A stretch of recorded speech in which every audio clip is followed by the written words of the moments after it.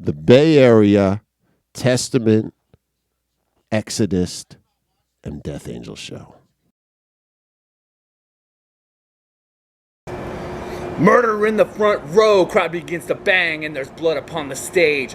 Bang your head against the stage and metal takes its place, bonded by blood. The Bay strikes back. How was the show, Britt? It was like a metal social gathering. It was my second thrash show. Metal, to take it in, I have to process it. metal thrashing mad. Metal thrashing mad. I don't know if my head's around it, but it was me looking in on a society, a movement.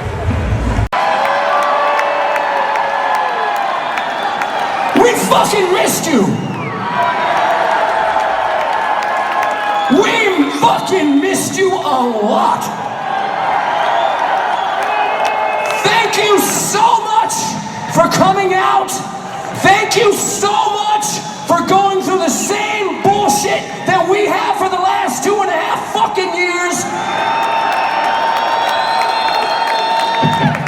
Music carries us through everything, and I'm glad we got through all this bullshit together, and right now, we are celebrating in our home fucking area.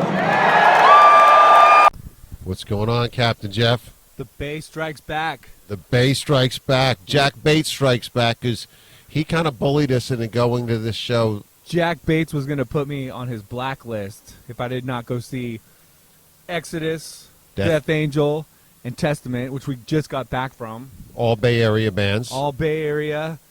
Born at Ruthie's. A lot of those bands spent a lot of time at Ruthie's on San Pablo, which Zetro of Exodus gave a shout out to. And what? Oh, did he?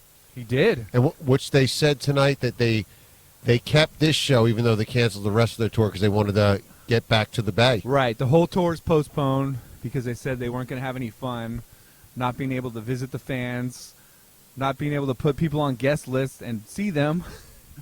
Yeah. So they just decided to keep the one show at the Fox, which was sold out tonight. The biggest merch line I've ever seen anywhere in my life. I wanted the Death Angel shirt, and it was just gone. It was upstairs to the balcony, and it never let up the whole night.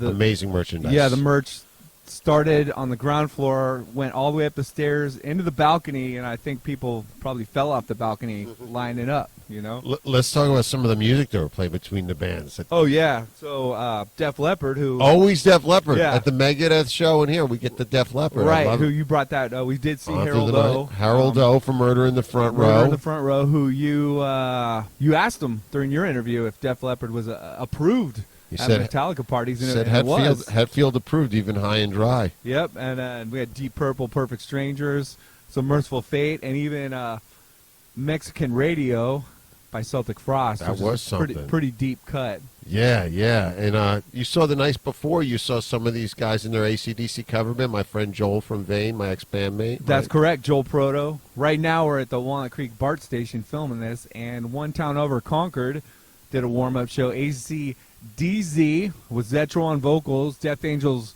Will Carroll on drums, Joel Proto, Michael Butler, and Angus. And everybody seems like they were in Exodus that you saw this weekend. So there was like very, very incestual. I don't know what incestual. Maybe that's the correct word. Maybe it's not. But yeah, well, the survivors seem to all play together. Yeah, so it was a big. There's a real family feeling in the building, like the Megadeth thing, but times 10. Just like of people knowing each other and bonding over this music that I still don't know if I totally understand or even like, but I like what it's about.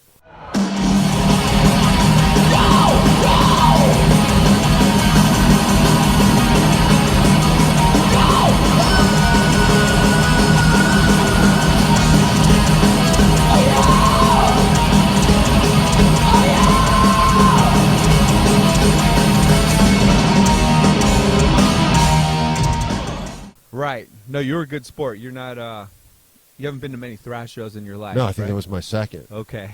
And it was definitely thrash, and I see people so enjoy, and I think of things that I enjoy that other people don't enjoy, but it wasn't, no, it was a lot over my head. Yeah, I mean, thrash is kind of hard to take in a big environment because the sound bounces off the walls, but I think Death Angel had the best sound, and went over. I mean, they were the openers. I like the primalness of it, and I like that Exodus sounded like a demo, like a molten demo from the back in the day, a molten thrash demo, like when 80s bands had that sounded like Wanted to Be Crew had a more Vince Neil voice than Vince Neil, higher than Vince Neil. I feel like this guy had a more thrash, high metal voice than any major label metal singer I'd heard. That's right. And he did a great Bon Scott the night before. And Exodus, Jack Bates, you're not going to put me on your blacklist because Exodus tonight played Blacklist. How about that?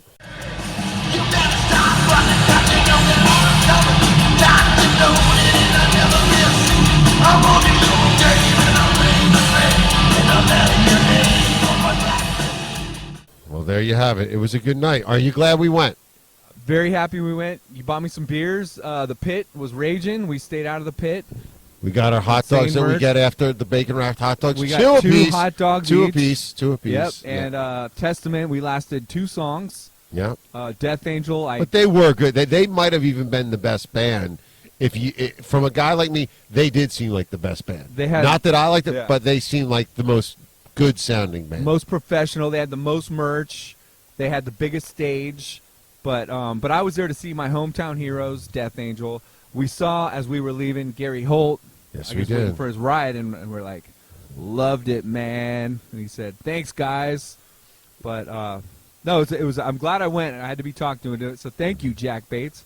Thank you, Britt. We saw Joel and Aaron. Yep. We saw Rick Davis. We saw Craig that was on the show. I got to meet the singer for Hot for Teacher, who You did. You did Van Halen. Yeah. who plays at Retro Junkie, which is like 0.3 of a mile from here. The Van Halen cover band. Or Home Away from Home. They're awesome, but we recognized him. I'm like, hey, what's up? Well, So, good night all around. here's to another good adventure. Thank you.